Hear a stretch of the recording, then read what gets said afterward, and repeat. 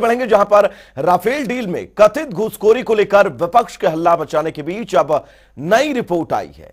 नई रिपोर्ट सामने आने के बाद बीजेपी ने कांग्रेस पर बड़ा हमला किया है। बीजेपी प्रवक्ता संबित पात्रा ने आईएनसी का मतलब आई नीड कमीशन बताया और कहा कि राहुल गांधी को उस पर जवाब देना चाहिए। साथ ही उन्होंने कहा कि साल 2013 से पहले इस डील के लिए 65 करोड़ रुपए की घूस दी गई थी।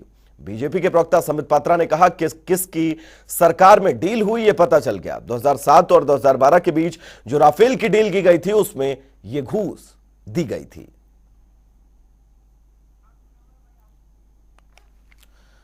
तो चलिए सीधा अपने सहयोगी राम के पास में चलना चाहूंगा, जो इस खबर पर तमाम ज्यादा जरूरी अपडेट्स के साथ जुड़े हुए हैं। राम, एक चीज मैं समझना चाहूंगा, क्योंकि राफेल को लेकर कभी कांग्रेस बीजेपी की तरफ पूरी तरह से हमलावर थी और आज संबित पात्रा आकर साफ तौर पर इंडियन नेशनल कांग्रेस का मतलब यह समझ जाते हैं कि इंडियन नेशनल कमीशन। मैं चाहूंगा विस्तार से आप बताएंगे पूरा प्रकरण है क्या, क्या कुछ कहा संबित पात्रा ने?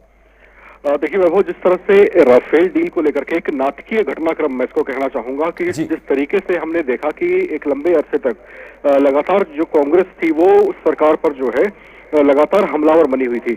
आज की स्थिति ऐसी है जब संबित पात्रा राफेल डील को लेकर के ही कांग्रेस को जो है घेरते नजर आ रहे हैं।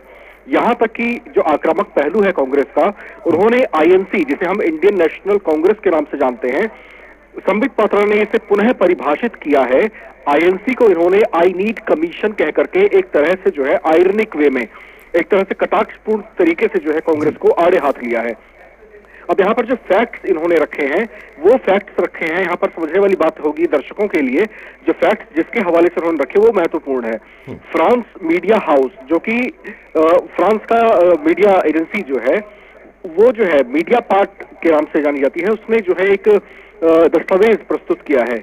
उसमें जो है राफेल डील को लेकर के उसमें ये बातें कुछ बताई गई हैं जिसे बिंदुवार तरीके से जो है संबित पात्रा जो है बताते नजर आए थे। उन्होंने इसके अंदर जो है खास तौर से कुछ विशेष पहलुओं पर जो है ध्यान केंद्रित करने की कोशिश की है। उन्होंने बताया कि जिस राफेल डील को लेकर के फ्रांस का जो मीडिया हाउस है, मीडिया पार्ट जिसका नाम है, उसने एक खुलासा ये किया था कि राफेल डील में कुछ भ्रष्टाचार हुआ है। उसके इस स्टेटमेंट को आधार बनाते हुए कांग्रेस जो है बड़ी आक्रामक हो गई थी। लेकिन अब जो दस्तावेज सामने आए हैं और जो लेटर यहाँ पर जो सामने आया है, जो दस्तावेज सामने आया है, उसमें जो है कुछ और ऐसी बातें सामने आई हैं जिसको आधार बनाते हुए अब जो है बीजेपी के पाले में कहीं ना कहीं गेंद नजर आ रही है और फिर उसके इशारे पर कांग्रेस बन गई है। यहाँ पर साफ तौर से बताया गया है कि लगभग जो है 7.5 मिलियन यूरोज जो है पे कर दिए गए हैं, जो कि भारतीय मुद्रा में तकरीबन 65 करोड़ रुपए बैठते हैं। दूसरी बात, यहाँ पर एक व्यक्ति है सुसेन गुप्ता, ठीक है, इनको जो है इनका नाम जो है यहाँ पर बहुत महत्वपूर्ण तरीके से बीजेपी ने यहाँ पर उठाने की कोशिश की है। संबित पात्रा ने यहाँ पर ये बताया कि सुसेन गुप्ता वही व्यक्ति है जिनका नाम जो है अगस्ता वेस्टलैंड डील में एक दलाल के तौर पर उछल चुका है। हम लौटूंगा आपके पास, हमारे साथ पूर्व केंद्रीय मंत्री जयप्रकाश जी जुड़े हुए हैं। सर बहुत बहुत स्वागत है जनता टीवी पर आपका। धन्यवाद जी। इंडियन नेशनल कांग्रेस, संबित पात्रा ने नया नाम रखा है आई नीड कमीशन, आपकी प्रतिक्रिया क्या है? देखिए, ये भारतीय जनता पार्टी के सुमित पात्रा अपने आप को डॉक्टर कहता है, इसने डॉक्टरी के बारे में ABCD का ज्ञान नहीं। इसका मैं क्या जवाब दूं? इस व्यक्ति को यही नहीं पता कि इंडियन नेशनल कांग्रेस इस देश की आजाद को कराने में सबसे अहम भूमिका रही और जिस पार्टी के प्रवक्ता सुमित पात्रा है उसने तो अंग्रेज का साथ दिया था।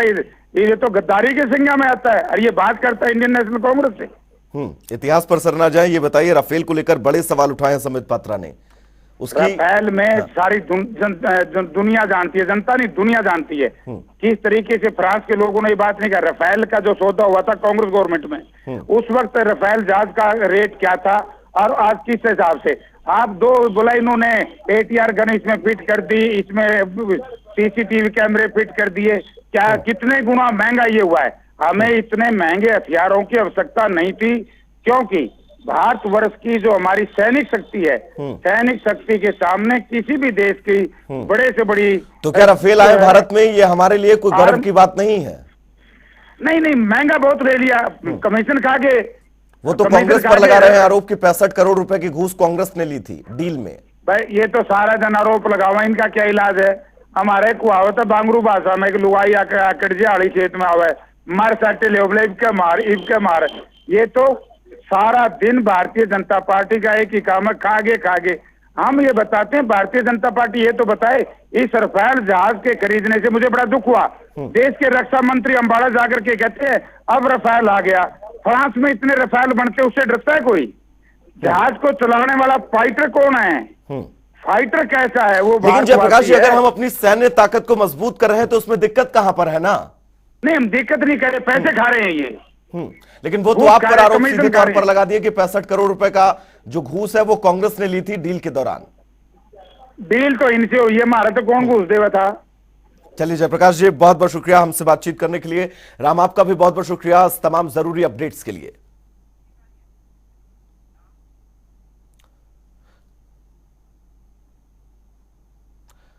तो संबित पात्रा ने रिपोर्ट पेश की है और रिपोर्ट के जरिए सीधे तौर पर कांग्रेस पर हमला बोला है। एक बड़ी